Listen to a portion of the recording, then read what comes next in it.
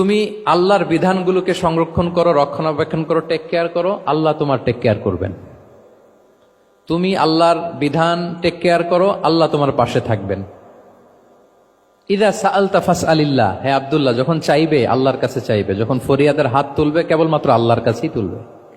ওয়া ইদা ইসতাআনতা ফাসতাঈন বিল্লাহ, যখন সাহায্য চাইবে কেবল আল্লাহর কাছেই সাহায্য চেয়েও।